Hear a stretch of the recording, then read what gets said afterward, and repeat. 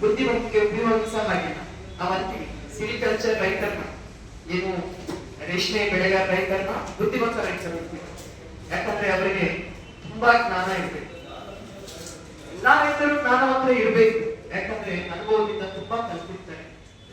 ಆದಾಗ್ಯೂ ಈ ಆಲೂಗೆಡ್ಡೆ ಬೆಳಿಬೇಕಾದ್ರೆ, ಯಾಕಂದ್ರೆ ಅದು ಎಷ್ಟು ಸಿಹಿ ಆಗಿರ್ತದೋ, ಎಷ್ಟು ಸ್ಟಾರ್ಚಿ ಆಗಿರ್ತದೋ, ಎಷ್ಟು ಪಿಷ್ಟಕರವಾದ ಒಂದು ಪಿಷ್ಟ ಅಂತೀರ, ಸ್ಟಾರ್ಚಿ ಫುಡ್, ಶರ್ಕರ ಪಿಷ್ಟ, ಸ್ಟಾರ್ಚಿ ಫುಡ್ ಎಲ್ಲ ಕೀಟಗಳಿಗೆ ತುಂಬಾ ಫೇವರೇಟ್.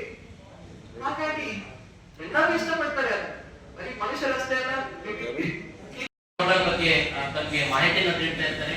ಮುಖ್ಯವಾಗಿ ತಾವೆಲ್ಲ ಈಗ ಯಾಕೆಂದ್ರೆ ಪಂಜಾಬ್ನಲ್ಲಿ ಈಗ ಆರ್ಬಿಟಿಕ್ ಸೀಸನ್ ಸ್ಟಾರ್ಟ್ ಆಗ್ತಾ ಇದೆ.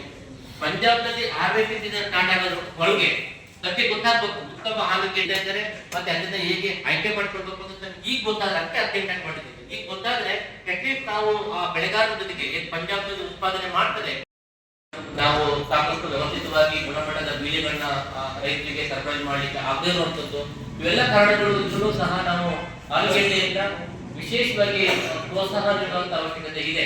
ಅದನ್ನು ನಾವು ಮಾಡಬೇಕಾಗಿದೆ. ಆ ನಿಟ್ಟಿನಲ್ಲಿ ನಾವು ಈ ಕಾರ್ಯಕ್ರಮ ಹಮ್ಮಿಕೊಂಡಿದ್ದೀವಿ ಮೇಡಮ್.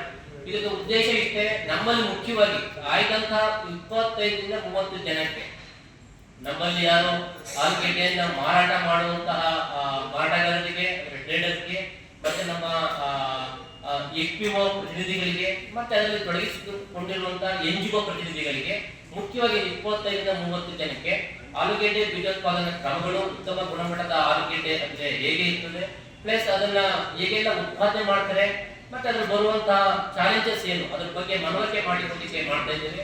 ಮುಂದಿನ ದಿವಸಗಳಲ್ಲಿ ನಾವು ನಮ್ಮ ಜಿಲ್ಲಾಧಿಕಾರಿಗಳ ನೇತೃತ್ವದಲ್ಲಿ ನಾವು ಮುಂದೆ ಆಲೂಗೆಡ್ಡೆ ಮೇಳವನ್ನು ಸಹ ಮಾಡ್ತೀವಿ.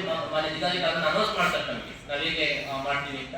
ಸೊ ಒಟ್ಟಾರೆ ಈ ಒಂದು 2-3 ತಿಂಗಳಲ್ಲಿ ನಾವು ಆಲೂಗೆಡ್ಡೆಗೆ ಪೂರಕವಾದಂತಹ ಅನೇಕ ಕ್ರಮಗಳನ್ನ ಮಾಡ್ತಾ ಇದ್ದೇವೆ. ಈಗ ಇದು ಪ್ರಥಮ ಹೆಜ್ಜೆಯಾಗಿ ನಾವು ಈ ಕಾರ್ಯಗಳನ್ನು ಹಮ್ಮಿಕೊಂಡಿದ್ದೇವೆ. ನಮಗೆಲ್ಲ ಗೊತ್ತಾಗಲಿ, ಇದು ಹಾಸನ ಜಿಲ್ಲೆಯಲ್ಲಿ ಆಲೂಗೆಡ್ಡೆ ನಾವು ಪ್ರೋತ್ಸಾಹ ಮಾಡಲಿಕ್ಕೆ ಹೊರಟಿದ್ದೇವೆ, ಆಲೂಗೆಡ್ಡೆನ ಇಡ್ಲಿಕ್ಕೆ ಹೊರಟಿದ್ದೇವೆ ಅಂತ ನಾವು ಹೇಳಲಿಕ್ಕೆ ಈ ಕಾರ್ಯಗಳನ್ನು ಮಾಡ್ತಾ ಇದ್ದೇವೆ. ಸೊ ಆ ಕಾರ್ಯ